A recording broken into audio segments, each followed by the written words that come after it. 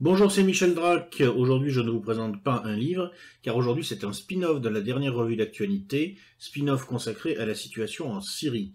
J'ai passé 2 soirées à aller un petit peu regarder sur les différents médias ce qu'on en disait, pour essayer de répondre à une question: Bachar est-il vainqueur?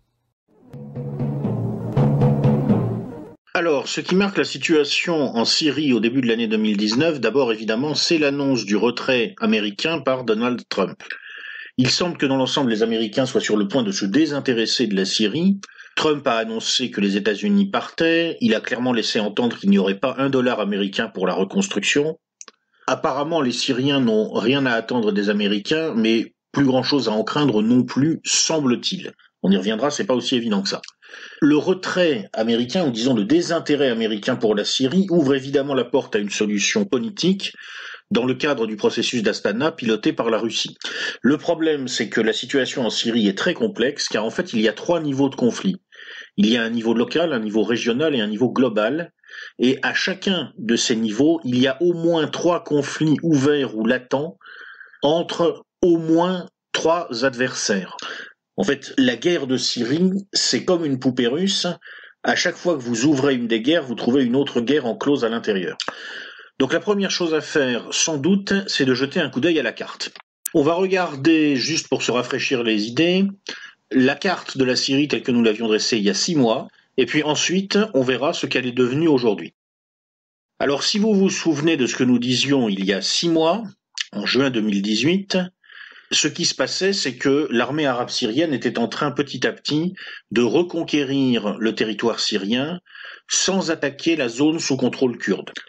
Damas était en train de liquider l'espèce de biotope bizarre de djihadistes plus ou moins israélo-compatibles que les Israéliens avaient petit à petit aménagé autour de Deraa et devant le Golan. Damas était toujours en lutte avec le reliquat de l'État islamique à l'est de Palmyre. La politique de la République arabe syrienne par rapport aux rebelles, c'était de leur donner le choix entre la réconciliation nationale, c'est-à-dire en fait la soumission à Bachar el-Assad concrètement, ou alors des transferts négociés vers la zone d'Idlib qui était en quelque sorte en train de devenir une sorte de poubelle à djihadistes vaincus. La grande affaire du moment, ça avait été la poussée turque vers Manbij, faisant suite à la prise de contrôle d'Afrin. Cette poussée turque avait menacé de dégénérer en conflit global, à travers un conflit régional, les Israéliens soutenant les Kurdes, car les Israéliens veulent un Kurdistan fort comme un coin enfoncé dans un corridor terrestre chiite, Iran, Irak, Syrie, Liban, qui permet l'acheminement de matériel militaire vers le Hezbollah. Les Israéliens faisant de toute évidence le siège de Washington, pour convaincre les Américains d'intervenir plus franchement dans cette région. Américains et Français ont agi dans la région et pour une fois, je trouve qu'apparemment le gouvernement français a piloté les choses intelligemment, convainquant les Turcs de modérer leur poussée et négociant avec les Kurdes quelques reculs qui ont rassuré en quelque sorte Ankara. À ce moment-là, on assistait à une forte augmentation des prix du pétrole, avec des tensions sur l'offre liées à l'écroulement de la production au Venezuela, en Libye, aux sanctions contre l'Iran et au fait que les rebelles yéménites attaquaient des pétroliers saoudiens dans le détroit de Bab el-Mandeb, ce qui n'était évidemment pas anodin vu le caractère extrêmement sensible de la zone.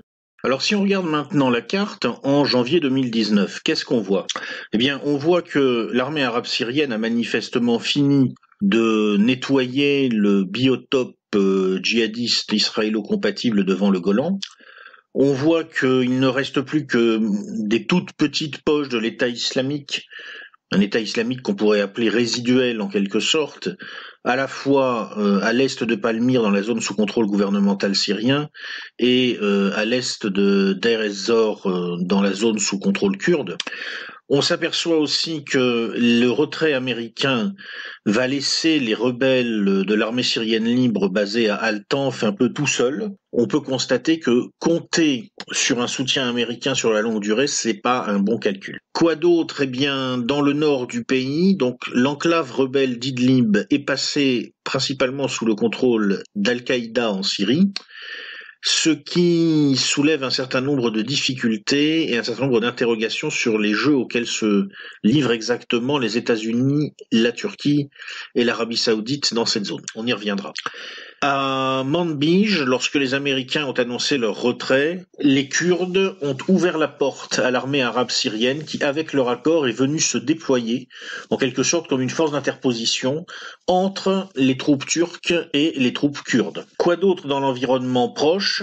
Eh bien, on assiste à une crise politique majeure en Israël, nous y reviendrons, et en Turquie, à ce stade en tout cas, le pouvoir renforce son emprise sur la population. On n'entend plus beaucoup parler de mouvements dissidents ou de contestations en Turquie.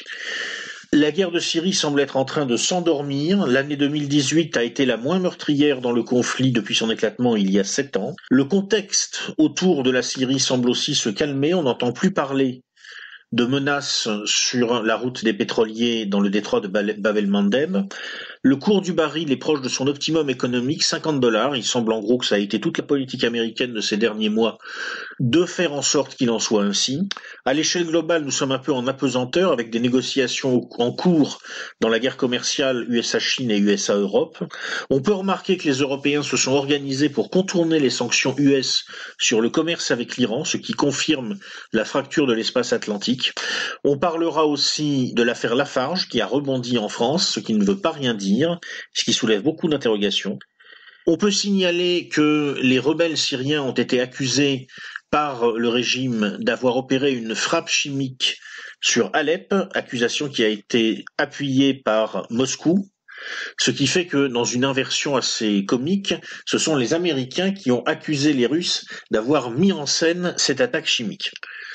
Il est clair que quand vous arrivez sur une planète où l'usage de gaz asphyxiant est juste l'occasion de déployer quelques outils de propagande, il y a quelques raisons de s'inquiéter sur l'avenir. Alors par rapport à cette carte, je voudrais faire un zoom sur 2 problématiques particulières que nous venons de mentionner. D'abord l'évolution des acteurs du djihadisme et puis ensuite l'affaire Lafarge. Donc, au niveau des acteurs du djihadisme, il faut toujours se souvenir, quand on en parle, d'une chose très importante, c'est que lorsque nous parlons d'Al-Qaïda, lorsque nous parlons de l'État islamique, en réalité, nous ne parlons pas de quelque chose de stable, de quelque chose qui aurait en quelque sorte une essence immuable.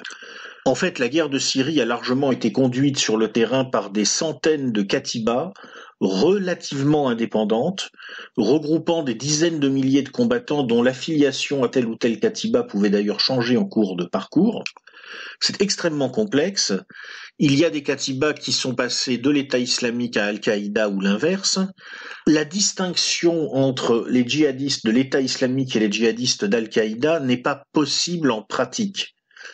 Il y a une nuance entre les deux ensembles, l'État islamique étant plus soucieux de pureté doctrinale qu'Al-Qaïda, mais ça c'est vraiment du domaine de la nuance.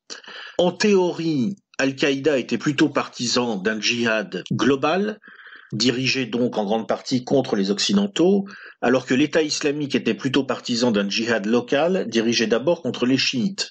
Mais même ça n'est pas très stable.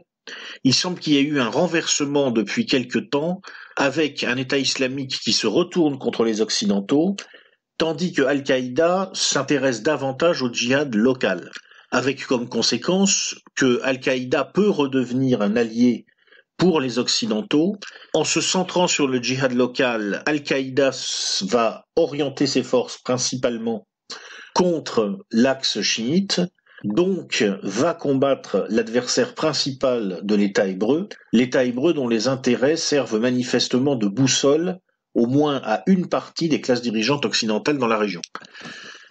Alors dans ce contexte, le fait que Al-Qaïda ait semble-t-il pris le contrôle d'Idlib soulève beaucoup d'interrogations.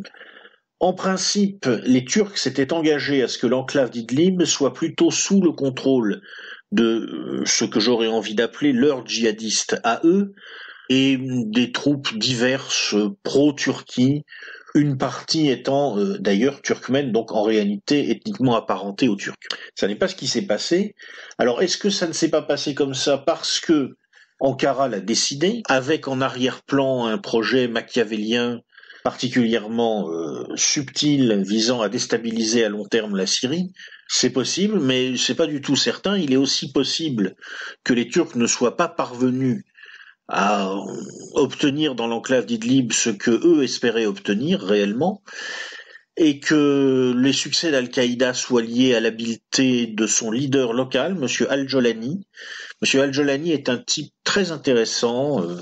Il a été envoyé au départ en Syrie pour le compte de l'État islamique, et puis il s'est émancipé.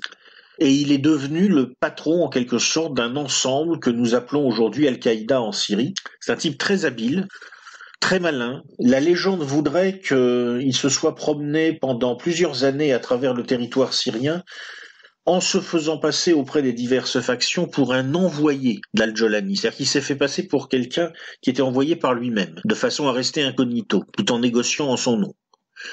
Voilà. On n'est même pas sûr, au fond, quand on y réfléchit bien, de qui il est, ni de l'identité de la personne qui se fait appeler Al-Jolani en ce moment dans la poche d'Idlib et qui a pris le contrôle de la région. Alors il peut avoir été soutenu par les Israéliens, qui peuvent voir en lui une arme à utiliser contre les Syriens et à travers les Syriens les Iraniens. Il peut aussi avoir été soutenu par les Américains, car il faut bien comprendre que le retrait américain ne correspond pas nécessairement de la part de Donald Trump à une volonté de paix. Il devient de plus en plus évident que Trump est d'abord un businessman et qu'il gère tout dans une perspective qui est celle du businessman.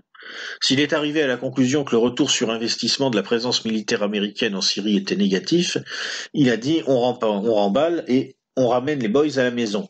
Mais s'il arrive à la conclusion qu'en revanche il y a un retour sur investissement positif à attendre du financement et de l'appui logistique donné à quelques factions djihadistes, il est probable qu'il opérera cette manœuvre tout simplement parce que c'est financièrement rentable. Ça peut aussi être l'action de l'Arabie Saoudite et a priori c'est la piste la plus probable. Les Saoudiens en ce moment ont des relations épouvantables avec les Turcs. Soutenir Al-Jolani et Al-Qaïda en Syrie dans leur entreprise de prise de contrôle de la province d'Idlib était effectivement pour les Saoudiens un bon moyen de se donner une monnaie d'échange avec Ankara le moment venu. Il faut se souvenir que les Turcs soutiennent le Qatar et qu'en ce moment, il y a un conflit à l'intérieur des monarchies du Golfe. En ce qui concerne le nettoyage du biotope israélo-compatible devant le Golan, alors c'est très clair, Israël a perdu la guerre de Syrie. Ça explique que les Israéliens multiplient les frappes directes contre les implantations iraniennes en Syrie. Ça explique que les Israéliens aient lancé une grande opération de détection et de destruction de tous les tunnels du Hezbollah qui visait à rendre possible des infiltrations sur le sol israélien. Ça explique aussi probablement en grande partie la fragilisation de Bibi Netanyahou en Israël, même s'il y a d'autres raisons qui tiennent à la politique intérieure israélienne. Bref, c'est un événement majeur qui laisse augurer d'une période nouvelle où Israël va devoir négocier et pas nécessairement en position de force. C'est une situation que les Israéliens voulaient clairement éviter. Enfin, avant de passer au jeu des acteurs régionaux, revenons un petit peu sur l'affaire Lafarge. Alors je vous rappelle qu'il y a un peu plus d'un an, j'ai fait une note de lecture sur un livre de Thierry Meyssan intitulé Sous nos yeux. Et dans ce livre, Thierry Meyssan portait des accusations très graves concernant l'action de la France en Syrie. Il disait que la France avait maintenu l'usine Lafarge en fonctionnement en Syrie pour produire le béton qui a été utilisé par les djihadistes dans leurs fortifications dans les zones dont ils ont pris le contrôle. Alors je vous disais à l'époque, bon, on peut croire M. Meyssan ou pas, ça, c'est lui qui le dit, alors c'est peut-être vrai, c'est peut-être pas vrai. Ce qui est important, c'est que jusqu'à une date récente, la version officielle dans l'affaire Lafarge était que le maintien de l'usine avait été décidé par les cadres du groupe Lafarge dans des perspectives commerciales. Et que tout cela n'était pas commandité par les services français qui avaient pu éventuellement utiliser cette présence française, mais qui ne l'avaient pas commandité. Alors il y a des évolutions récentes dans l'instruction du dossier qui donnent raison à Thierry Meyssan sur un point. Le maintien de Lafarge a bien été commandité par les services français. Donc ça pose une question, est-ce qu'ils ont commandité ce maintien simplement pour avoir une base d'observation, ce qui n'est pas aussi scandaleux que cela, objectivement, ou bien est-ce qu'ils l'ont commandité réellement, comme le dit M. Meyssan, pour soutenir l'effort de guerre de l'État islamique en l'aidant carrément à fabriquer ces fortifications. Donc la question qui est posée, c'est jusqu'où Thierry Meyssan avait-il raison dans Sous nos yeux, Ce qu'on peut remarquer à ce stade, c'est que plus on avance, plus on s'aperçoit qu'il avait au moins raison en partie. Alors passons maintenant aux acteurs régionaux. Alors moi j'aurais envie de dire que c'est un film qu'on nous joue à ce niveau-là et que ce film pourrait s'intituler La Brute, La Brute, La Brute et le Truand. 3 brutes, un truand et 0 bon. Le bon on le cherche toujours. Alors on va prendre les brutes une par une. Donc la brute numéro 1 c'est l'Arabie Saoudite. L'Arabie Saoudite qui a en fait largement soutenu la guerre de Syrie du côté djihadiste. Alors en ce moment on peut raisonnablement penser que les Saoudiens vont un petit peu se calmer quand même sur le théâtre syrien parce qu'ils vont être amenés à se recentrer sur les problèmes du Golfe. Et les Saoudiens sont embourbés au Yémen. Il y a des négociations en cours, mais c'est très difficile de savoir quand et comment elles pourraient déboucher. Les Saoudiens ne sont pas parvenus à faire plier le Qatar, qui continue à défier le Conseil de coopération du Golfe.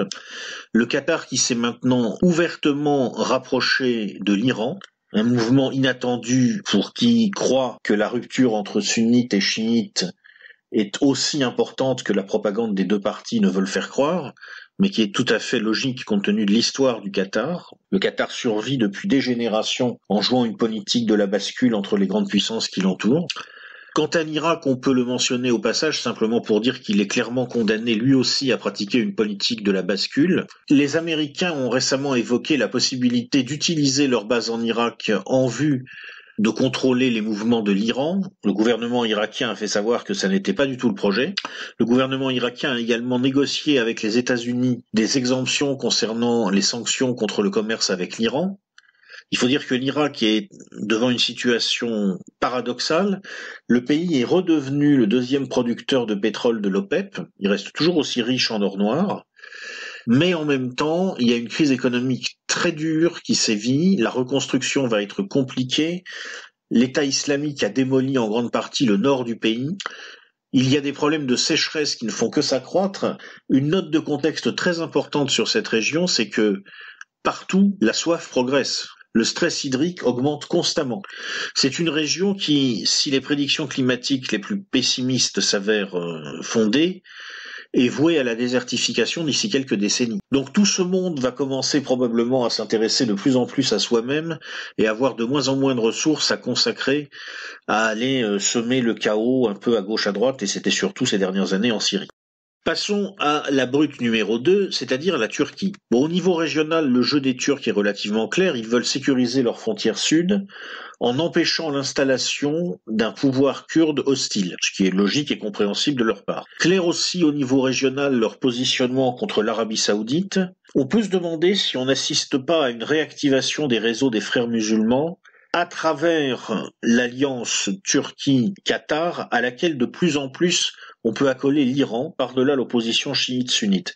Il faut se souvenir à cet égard que la révolution islamique en Iran a été organisée par la branche iranienne des frères musulmans, que l'AKP en Turquie, à l'origine, c'est un parti constitué autour des réseaux des frères musulmans, en grande partie. Pas uniquement, mais en grande partie. Donc ça, c'est clair. Ce qui est beaucoup moins clair, c'est le jeu que joue Ankara à l'échelle globale. Ankara joue une sorte de double jeu à double sens entre Moscou et Washington. En fait, Erdogan ne veut pas d'un conflit avec les Américains, il n'a rien à y gagner. Il ne veut pas se mettre entièrement en dépendance de la Russie. Alors le résultat, c'est que actuellement, les Turcs essayent d'avoir une armée équipée de matériel de défense russe pour le cas où ils se feraient attaquer par les Américains et américains pour le cas où ils se feraient attaquer par les Russes. Une fois de plus, on constate que la Turquie, c'est vraiment le pays pivot, obligé comme l'Irak et à un autre niveau de pratiquer une politique de la bascule entre les grandes puissances qui l'entourent. On peut parler aussi maintenant de l'Iran, la brute numéro 3. Donc l'Iran en ce moment est confronté à une crise économique très grave. Si j'en crois les chiffres officiels, le pouvoir d'achat des Iraniens a été divisé par 2 à peu près en quelques mois à cause des sanctions américaines et d'une dévaluation considérable de la monnaie iranienne. Ça n'empêche pas le régime de Téhéran de continuer son entreprise de renforcement militaire en Syrie, comme si en fait la pression économique poussait les Iraniens non pas à en rabattre sur le plan géostratégique, mais au contraire à accentuer leur marche vers la Méditerranée dans une sorte de fuite en avant. Alors la question que ça soulève, c'est est-ce que les Iraniens n'ont pas l'intention d'utiliser la menace sur Israël comme une monnaie d'échange, en fin de compte? En tout cas, ce qui est clair, c'est que l'Iran est devenu le principal facteur d'instabilité en Syrie. C'est la poussée iranienne, maintenant, qui constitue le plus grand danger, certainement, pour la Syrie, dans la mesure où ça peut provoquer des réactions tout à fait dévastatrices de la part de l'État hébreu. Et en ce sens, il y a une situation intéressante qui apparaît, qui est que il est probable que Bachar el-Assad va avoir de moins en moins de problèmes avec ses ennemis et de plus en plus avec ses alliés. Ce qui nous amène aux Israéliens. Donc après les trois brutes, voici le truand. Le truand, c'est Bibi, qui a été pris la main dans le sac et qui est menacé de finir sa vie en prison à la suite de diverses affaires de corruption. On ne va pas rentrer dans le détail, ça ne présente aucun intérêt. Combiné avec les problèmes de Gaza qui ne sont toujours pas solutionnés et qui menacent de dégénérer à nouveau, combiné avec l'échec en Syrie, tout ça a considérablement affaibli le Likoud. La lune de miel entre la droite extrême et l'extrême droite a pris fin en Israël. Avigdor Lieberman a démissionné. Mais alors, il ne faut pas croire que la gauche israélienne pourrait en profiter. On assiste en Israël à un phénomène assez intéressant sur le plan politique, l'émergence d'une démocratie sans gauche. C'est-à-dire qu'en fait, en Israël, maintenant, il y a trois forces politiques qui se dégagent. Un grand centre mou, où convergent ce qui reste à peu près de la gauche, et puis de nouvelles forces diverses qui émergent. Une droite extrême autour de Bibi, et l'extrême droite encore plus à droite que Bibi. Et il n'y a plus de gauche. En fait, la pression qui s'exerce sur l'État hébreu est telle que la population israélienne ne veut plus entendre parler d'une gauche parce que qui dit gauche dit négociation, qui dit gauche dit souvenir d'une époque où on a essayé de trouver une sortie négociée vers la paix, et la population israélienne est persuadée aujourd'hui qu'il n'y aura pas d'autre sortie que l'affrontement. Donc c'est extrêmement dangereux parce que c'est un pays menacé d'une crise de paranoïa destructrice.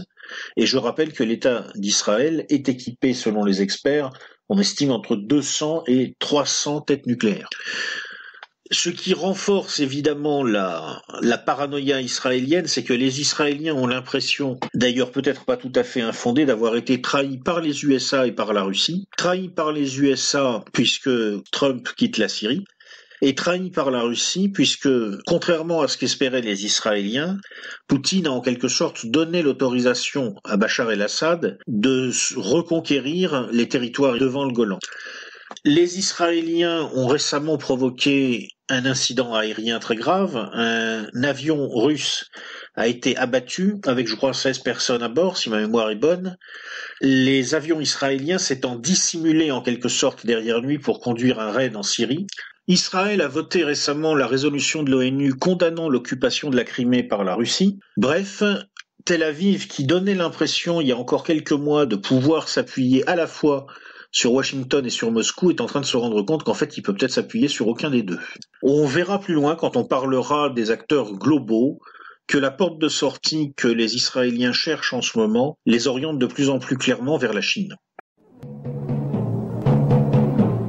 Alors qu'est-ce qui se passe au niveau des acteurs globaux ? Je crois que ce qui se passe à ce niveau-là explique en partie pourquoi la guerre de Syrie pourrait bien prendre fin.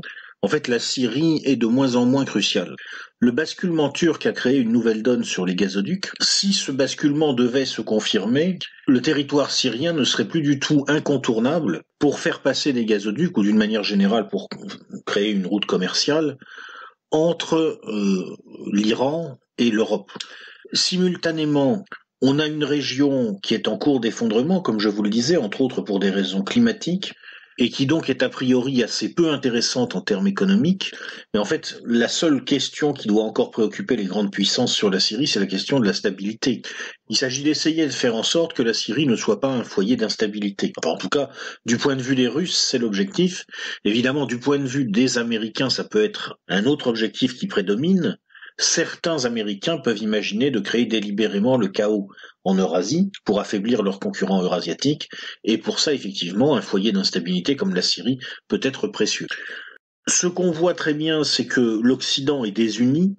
Les États-Unis se sont clairement positionnés contre l'Iran. Il y a eu récemment un discours de Mike Pompeo très intéressant où il expliquait en gros que désormais la lutte contre le djihadisme n'était plus la priorité, la lutte contre l'Iran est complètement prioritaire, ce qui semble laisser penser que le soutien aux djihadistes d'Idlib pourrait bien venir effectivement en partie de Washington. C'est vrai que du point de vue américain, c'est cette espèce de résidu al-qaïdesque là, à la frontière de la Turquie et au nord de la Syrie, c'est très utile. Ça permet d'embêter les Iraniens à travers les Syriens, et ça permet de se donner une monnaie d'échange avec les Turcs. Éventuellement, les relations entre Washington et Ankara sont très compliquées. En fait, aucun des deux pays ne veut être l'ennemi de l'autre, mais aucun des deux ne peut être l'ami de l'autre, si vous voulez. Donc on a une situation un peu surréaliste qui existe aujourd'hui avec un pays, la Turquie, qui est à l'intérieur de l'OTAN et qui en même temps est à certains égards un ennemi des États-Unis. C'est très bizarre. L'Union européenne, pendant ce temps-là, poursuit des objectifs, semble-t-il, avant tout commerciaux. La France, l'Allemagne et la Grande-Bretagne se sont entendus sur un mécanisme qui leur permet de contourner les sanctions états-uniennes grâce à un système de troc régulé. En fait, il n'y a plus de position occidentale dans cette région. Il n'y a même plus en réalité de position américaine claire. L'Occident n'est plus en situation d'exercer une influence structurante sur les événements en Syrie. Il a clairement perdu la main. Il reste évidemment les Français qui continuent à maintenir une présence militaire et pour l'instant n'ont pas officialisé leur retrait dans la foulée des Américains. Mais ce qui en dit très long, c'est la réaction des Kurdes quand les Américains ont décidé d'annoncer leur retrait. Est-ce que les Kurdes se sont dit c'est pas grave, on peut s'appuyer sur nos amis français? Pas du tout.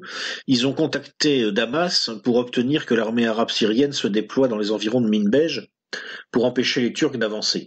C'est-à-dire que du point de vue des Kurdes, un acteur sérieux et avec lequel on peut s'entendre, c'est Bachar el-Assad, c'est pas du tout Emmanuel Macron. Sans commentaire. Alors est-ce qu'on peut dire dans ces conditions que la Russie est victorieuse? Sans doute en partie. Elle avait comme objectif de sécuriser ses bases militaires à Tartous et Latakia. C'est à peu près réussi. Elle a imposé le principe de préservation de l'entité étatique existante.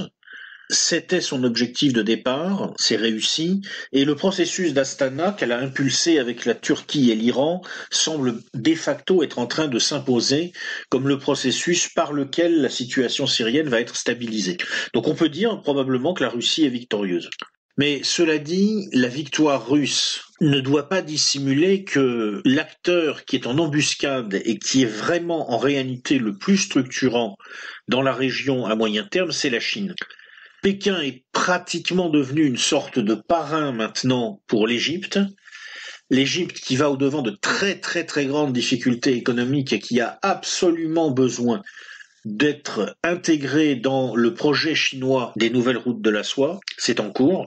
Pékin qui a également garanti à Israël que Israël serait intégré dans ce projet avec un corridor terrestre qui va déboucher depuis le Golfe en Israël. En ce sens, les Israéliens n'ont pas tout perdu en Syrie, puisque c'est grâce à l'attaque de Daesh sur Palmyre que la Chine a finalement renoncé au tracé initialement envisagé pour le corridor terrestre Bagdad-Palmyre-Damas-Tyr.